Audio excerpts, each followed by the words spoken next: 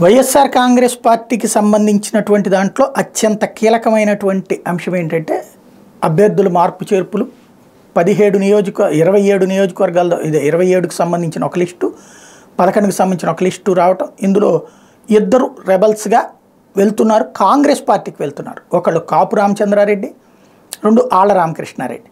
కానీ తెలుగుదేశం పార్టీ వైపుకి పోలేదు. తెలుగుదేశం అనుకూల పత్రికలు ఎంత హైలైట్ చేసినా కూడా ఫస్ట్ సిట్టింగ్ ఎమ్మెల్యే వైసీపీ నుంచి తెలుగుదేశానికి రాబోతున్నారు. ఆయన పార్థసారథి, పెనమలూరు ఎమ్మెల్యే, ప్రస్తుతం బోడి ప్రసాద్ మీద గెలిచారు.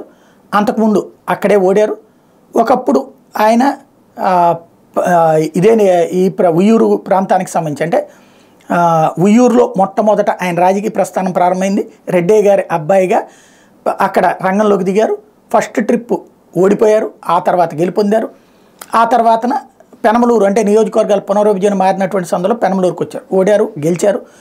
ఈ దఫా తనని మచిలీపట్నం పార్లమెంటు స్థానానికి పోటీ చేయమని జగన్మోహన్ రెడ్డి సూచించారు.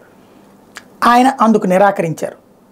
ఆ నేపథ్యంలో నూజివీడు నుంచి తెలుగుదేశం పార్టీ అభ్యర్థిగా ఆయన పెడతారన్నటువంటి ప్రచారం జరుగుతోంది. వైఎస్ఆర్ కాంగ్రెస్ పార్టీ నుంచి తెలుగుదేశానికి వెళ్తున్నటువంటి తొలి సిట్టింగ్ ఎమ్మెల్యే అవుతారు.